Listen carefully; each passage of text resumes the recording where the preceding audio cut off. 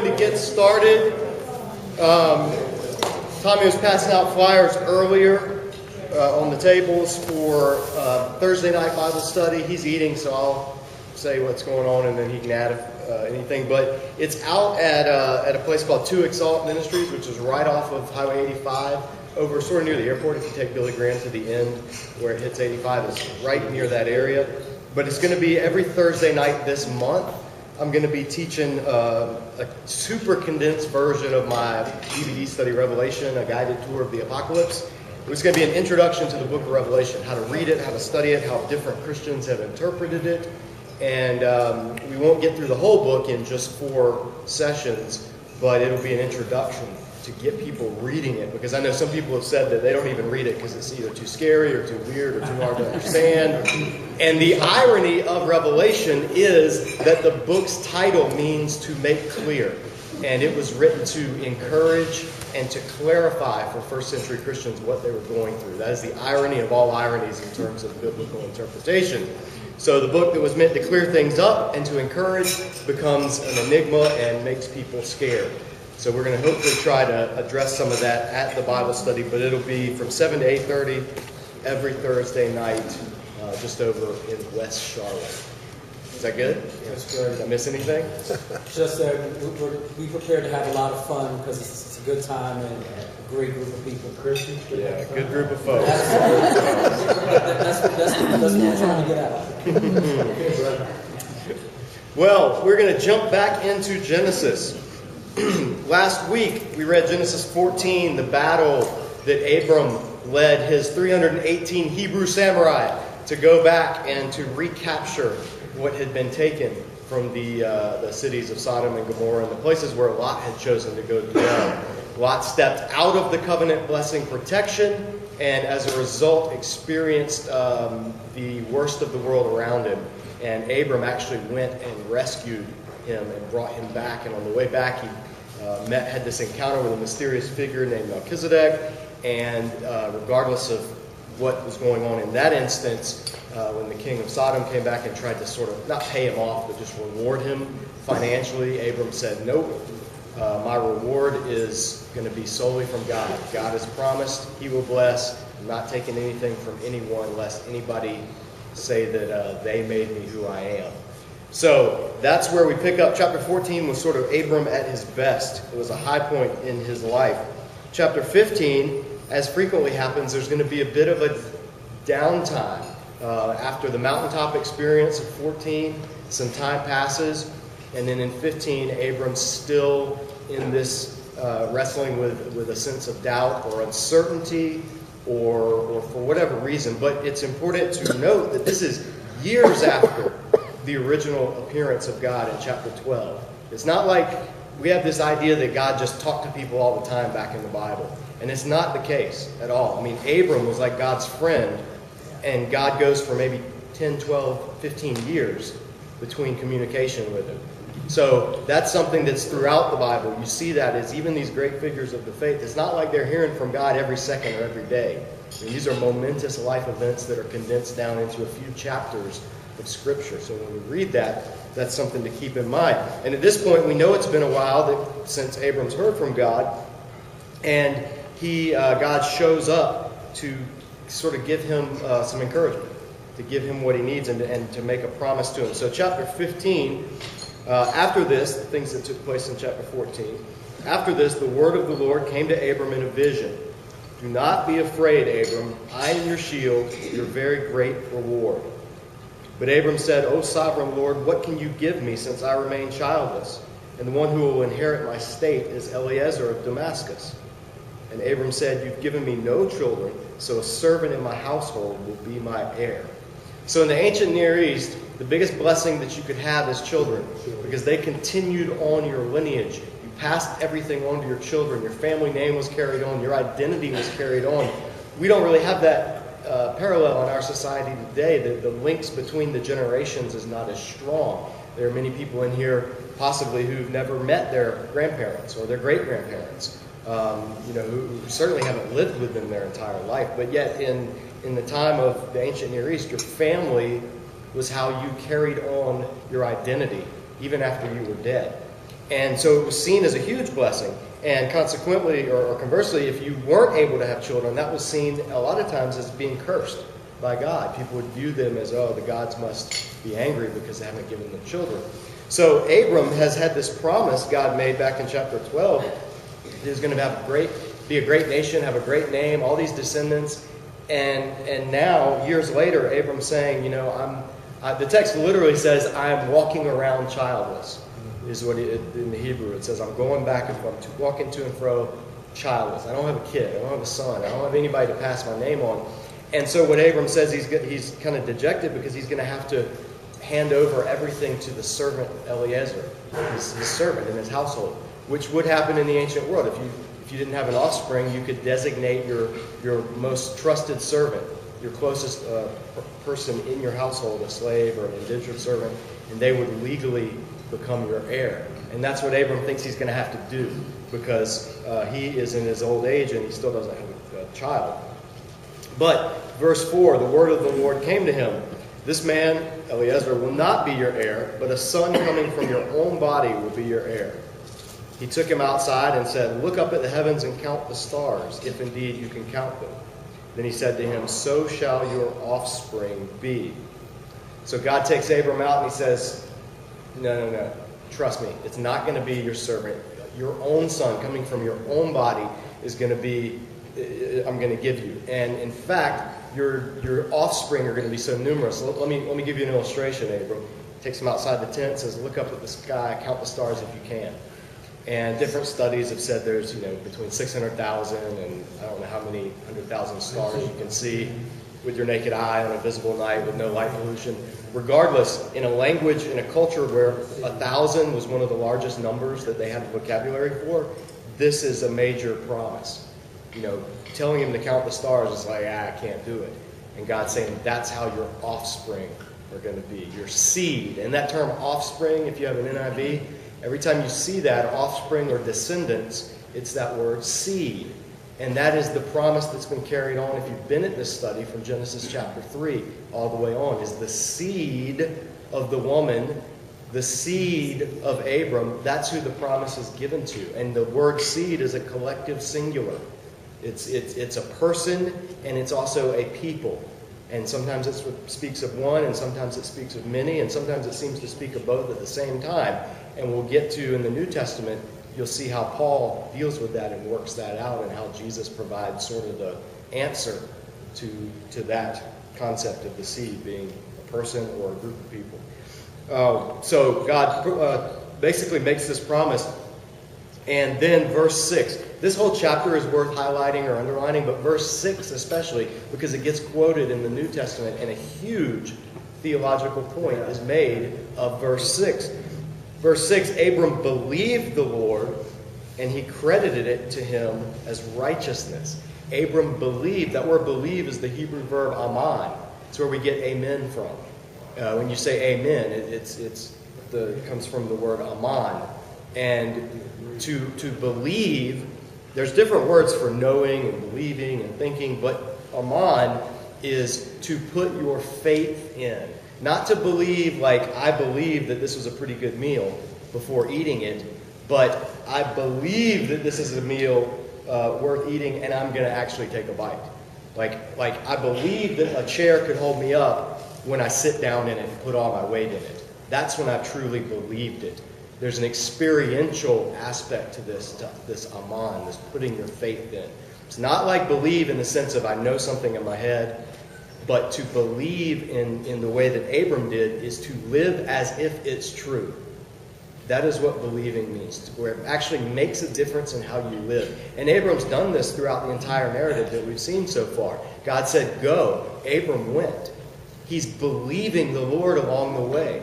And it's his belief, his faith, that right here in the passage it says God credited to him as righteous. In other words, God marked him as righteous because of his faith. Now, Abram has done no sacrifices. He's done no works. All he's simply done is believed that God is going to keep his promise. He's known that he's in a situation where he needs help, where he needs rescue, where he needs deliverance. He's childless. He has nothing to carry on. He knows that only God can provide the solution. And God says, I'm going to do it. And Abram believes that. And this is where he's credited as being righteous. And Paul will make a big deal of this in the book of Romans when he's talking to Jews and Gentiles who are in the Christian faith. He'll say, look, before the law ever came, this is 400 years before Mount Sinai, before there was ever any notion of righteousness through sacrifices and works and any of that stuff, people were being set right with God through their faith. Faith is not a New Testament concept. Being saved by faith is not a New Testament concept. Grace is not a New Testament concept. Receiving salvation apart from works of the law is not a New Testament concept. These are all rooted in the Old Testament. That's why the first apostles could go in synagogues, open up their Torah scrolls, and preach the gospel before any New Testament book had ever been written. The faith that the New Testament preaches is faith in Jesus, and it's rooted, its seed form comes in this encounter with Abram. It's putting his belief, it's living his life, it's altering the course of his entire being to live as if this promise that's being made to him is true, to receive it, to respond to it in faith and say, yes, I believe that. And that's where he's considered righteous. So this will have implications for how a lot of us look at the Old Testament, because there's a Christian urban legend that the Old Testament was all about works and the New Testament's about grace. And I know a lot of Christians have believed that over the years, but that is rubbish. Grace and faith are every bit as prominent in the Old Testament. In fact, the Old Testament will say specifically, you can have all the sacrifices and rituals in the world, but if you don't have faith, they're meaningless. So James and Paul didn't come along and invent this stuff. It's rooted in the first book of the Bible, here in Genesis, and in one of its most foundational chapters. So Abram believes the Lord, it's credited as righteousness, and then God goes an extra step in verse 7. He also said to him, I am the Lord who brought you out of Ur of the Chaldeans to give you this land to take possession of it. In other words, God's doing what is going to be recognized later as giving a historical prologue. This is very similar to the language he'll use at Mount Sinai when he appears and says, I am the Lord who brought you out of the land of Egypt into the land I'm going to show you. So this is sort of prefiguring what's going to happen in Exodus around chapters 19 or so. But he's introducing or giving a formal introduction. I am the Lord. I am the one who brought you out of where you were, Ur of the Chaldeans, to give you this land to take possession of it. In verse 8, Abram said, O sovereign Lord, how can I know that I will gain possession of it? So there's Abram's belief. He's credited as righteous. He knows that God's going to keep his promise, but the details are still unclear. And there's still an element of, Lord, I believe, but help my unbelief. I'm trusting you, but can you give me something? Because at this point, he's well past his AARP membership years. He's well into his latter stage in life. And God's basically saying, I'm still getting started with you. There's a lot more that's going to happen with you. And so Abram, he's in this point where you start to see the humanness and the struggle that we all have of knowing if God's promised something, but then as the years tick by, starting to question, how can I know? Or God, can you give me something?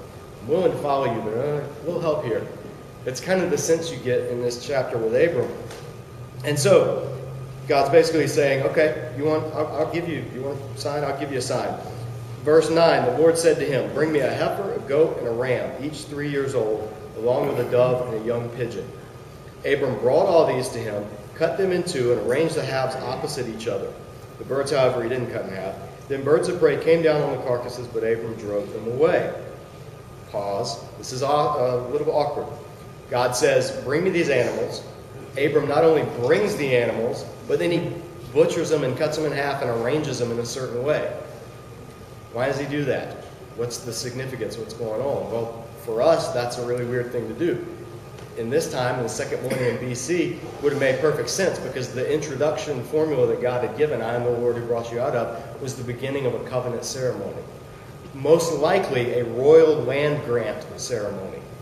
And in the ancient Near East, when a king or a ruler of some type was going to give some land or a domain to his vassal, when the suzerain was going to give something to the vassal, we talked about that a few weeks ago, catch the video on YouTube if you want to get caught up. When the king was going to give land to one of his vassal servants, there would be a lot of times around this time period, a land grant ceremony. And animals would be involved, because there would be the killing of the animals, there would be this ceremony that takes place, and then there would be a fellowship meal shared afterwards as a result. So what Abram's doing is makes sense in his world. It doesn't make sense in ours. But let's read the whole account, and then we'll go back and spell out the details. As the sun was setting, verse 12, Abram fell into a deep sleep, and a thick and a dreadful darkness came over him. Then the Lord said to him, know for certain, or know absolutely, that your seed, your descendants, will be strangers in a country not their own. They will be enslaved and mistreated for 400 years. But I will punish the nation they serve as slaves, and afterward they will come out with great possessions. You, however, will go to your fathers in peace and be buried at a good old age. In the 4th generation, your descendants will come back here, for the sin of the Amorites has not yet reached its full measure. When the sun had set and darkness had fallen, a smoking fire pot and a blazing torch appeared and passed between the pieces. On that day, the Lord made a covenant with Abram and said, to your seed I give this land, from the river of Egypt to the great river of the Euphrates, the land of the Kenites, Kenizzites, Cadmonites, Hittites, Perizzites, Rephaites, Amorites, Canaanites, Perishites, and Jebusites. Now, this ceremony, let's explain what's going on here. The animals would be taken. They would be cut into. They would be butchered. The pieces would be laid opposite from one another, right? So half a cow here, half a cow here, half a goat here, half a goat there, arranged in this whatever type of setting. Then usually, or in cases we know about, I'll give you a biblical example in a minute, both parties, there was a binding agreement, so the parties would then both walk between the pieces of those cut up animals. And sometimes, some people even think that the blood of the animals would sort of pool in the middle, and they would actually walk through that blood, called the blood path, and they would get the blood on their feet or maybe on the hem of their garment, and that would be a way of saying, regardless of whether they walked through blood or not, walking between the animals was a way of saying, if I break my part of this deal, then may what happens to these animals be done to me. That's what it meant to sacrifice an animal or to kill an animal in the setting of making this arrangement or this agreement. So basically what's going on when it's time to make an agreement is, if me and Tommy have this agreement, I'm going to be there at 2 Exalt to teach a Bible study every Thursday night in February, and we make a covenant about it. So we take a steak here and we cut it in half and we walk between the pieces. That's basically saying, if I don't live up to my end, then I'm as dead as this animal. And if you don't live up to your end, you're as dead as this animal. And we've got witnesses to see it, and it's a formal deal. All right? We don't really have that in our modern culture. We have sort of like the spit handshake or the stick a needle in my eye, cross my heart, hope to die. That's sort of like remnants of this type of thing. But that's what it was in the ancient Near East. It was a very significant ceremony. And both parties would go through it, taking on the curses upon themselves symbolically, and then there'd be a fellowship meal shared afterwards. Now, here's the thing. In this instance, this image, this smoking and fiery image appears. And the image, the smoke and the fire represents the Lord. He'll again, this all prefigures the Exodus. When he appears in Exodus, it'll be a pillar of smoke and a pillar of fire. When God shows up at Mount Sinai, smoke and fire. When God shows up in Scripture, a lot of times there's smoke and or fire. This is sort of a mini theophany, appearance of God. And it's in a vision, so it's all being done symbolically. But the message is clear. God shows up in this localized form of this symbolic flaming torch, smoking fire pot. And that torch is what passes between the pieces, not Abram. It's very significant. Abram doesn't pass between the pieces. This is not a bilateral covenant agreement. This is a unilateral covenant. This is a God saying, I'm going to do this regardless of you. In other words, this promise that God's making to Abram, that he will give his seed this land, his offspring this land, is God's basically saying, if I don't make good on this, then may my blood be on my own head. He's taking the curse upon himself. That's how confident he is, and of course he can be confident because he's God. He's basically saying, Abram, you want to sign? I will bet my life on the fact that I'm going to keep my promise to you. And it's not a bet for God because he knows what he's going to do. But for Abram, this is powerful. This would have been strong confirmation. This is something that that gods don't do in the ancient world a lot. But God's making it clear, and he's doing it in a way that would be unmistakable to Abram and to the readers of the time. Because remember, the first audience reading this, as we have it at least, are those who are in the people of Israel, camped out on the plains of Moab, looking over into the promised land, or those who have just entered into the promised land and who are in the midst of inheriting the land under Joshua. And later Israel's who's reading this. So they would see in this account God doing for Abram what he then is going to do for Abram's offspring as a whole, which is they're going to be enslaved, and then God's going to bring them out, and then God's going to bring them into the land. So all of their identity, all of the identity of the people of Israel is tied up in this passage. And subsequently, all of the identity of the people of Israel in the New Covenant is tied up in this passage as well. So this is foundational. Genesis 15 is perhaps the most important chapter in the book of Genesis in terms of who the people of Israel are and what God is doing with them through the rest of the Old Testament. And there's another key point in this passage that often goes overlooked, but it's crucial for reading the upcoming hard passages in the Old Testament. You know, where God tells Joshua, go in and wipe out this city. Go in and don't take prisoners, utterly destroy them, drive them out. We read that and we think, that's so harsh. How could God be that way? And it is. They're disturbing passages. If you haven't read it, read the book of Joshua in particular. It's really disturbing to our sensibilities. And so the question remains, so how can God command Israel to wipe out these nations? Well, right here, before any of that ever happens, before any of that ever comes up, God makes a little offhand comment.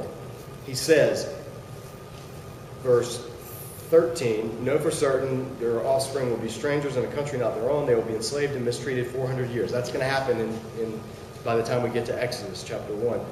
Verse 14, but I will punish the nation they serve as slaves, meaning Egypt, and afterwards they will come out with great possessions, which they do.